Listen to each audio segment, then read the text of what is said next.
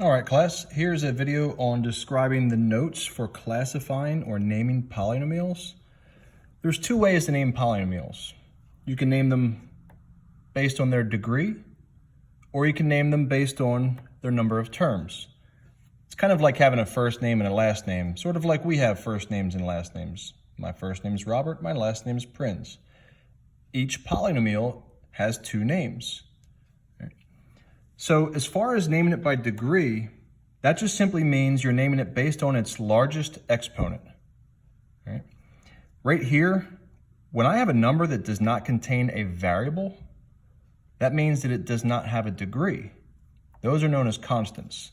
So the little side note there would be to say that this has no variable.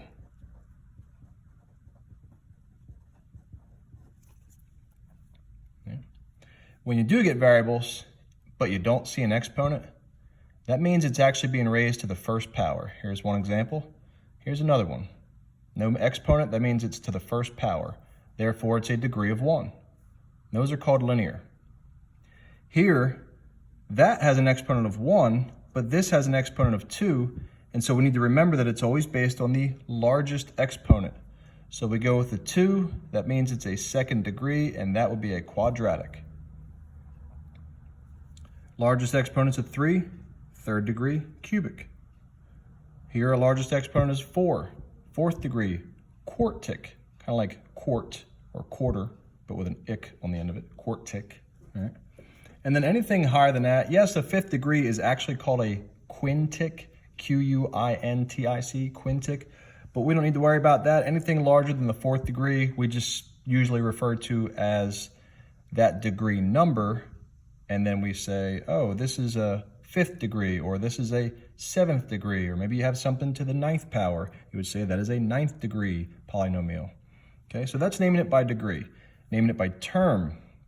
Term, you can kind of refer to this as, terms is kind of like saying the number of sections that the expression has, or the number of parts.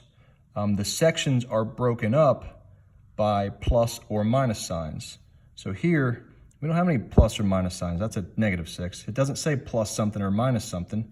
So that means we only have one term, one term, one term. Those are known as monomials. Mono represents the 1. The prefix mono is 1. Here, I see a minus sign, so it breaks it up into 2 sections or 2 terms. Here we see a plus sign, breaks it up into 2 sections or 2 terms. So since it's 2 terms, that is a binomial.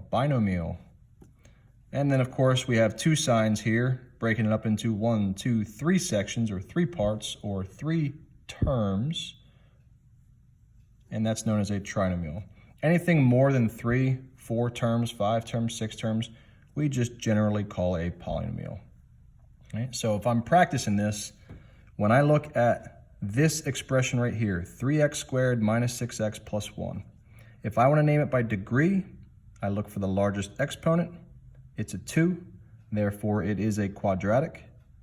But then by term, let's see, I've got 2 signs there, so it breaks it up into 1, 2, 3 sections or 3 terms.